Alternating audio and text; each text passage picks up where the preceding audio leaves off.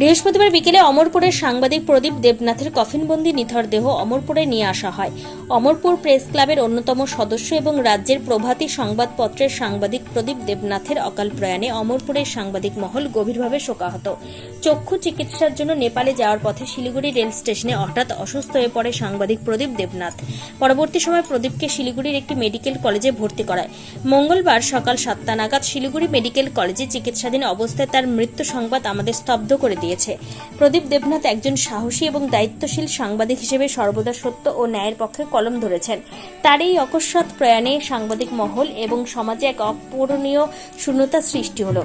মৃত্যুকালে ছেলে ও বৃদ্ধা মাকে রেখে গেছেন। বৃহস্পতিবার প্রদীপ দেহ নিয়ে আসা হয় অমরপুরে। অমরপুর প্রেস ক্লাবের পক্ষ থেকে শ্রদ্ধাঞ্জলি অর্পণ করা এবং তার আত্মার চিরশান্তি কামনা করা হয়। শেষ শ্রদ্ধা নিবেদন করেন 42 অমরপুর বিধায়ক রঞ্জিত দাস সহ অন্যান্য ব্যক্তিবর্গ।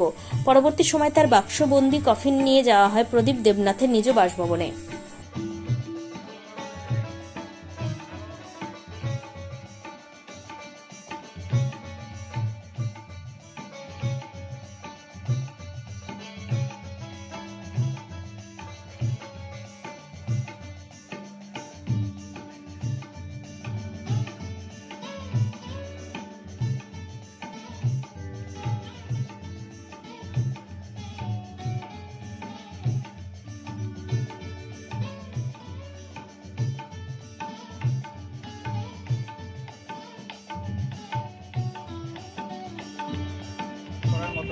অল্প বয়সে প্রদীপ দেবনাথের পরলোক গমন আমাদের সবাইকে ব্যতীত করেছে, অমরপুরেও ব্যতীত করেছে।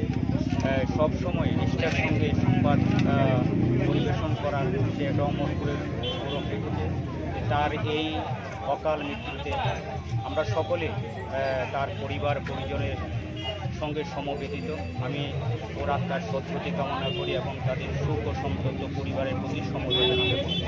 কীভাবে আনা হলো এত সুদূর কলকাতা থেকে সাবেক তার দেহ কীভাবে আনা হলো? প্রথমে আমাকে খবরটা প্রাণমদা আমার কাছে দিয়েছিলেন। উনি বলছেন যে তাদের এখান থেকে আনতে প্রচুর টাকা পয়সা লাগে, এটা একমাত্র মাননীয় মুখ্যমন্ত্রী যদি হস্তক্ষেপ করে, সহযোগিতা করে, তাহলে দ্রুততার সঙ্গে সঙ্গে আমি মাননীয় চিফ মিনিস্টারে ফোন করেছি।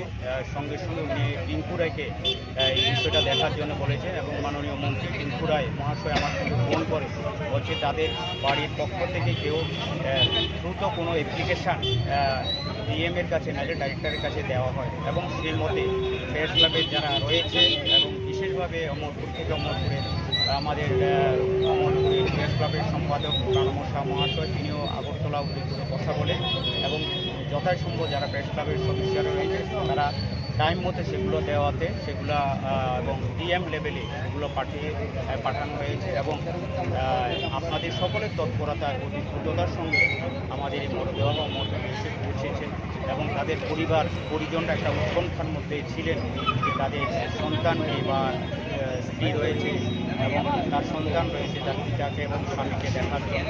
তো আপনাদের সকলে যারা সাংবাদিকের আপনাদের আন্তরিকতা এবং সহযোগিতায় পূর্ণতার মধ্যে সেই মর্গে থেকে এই মরদেহ এখানে এসে পৌঁছেছে।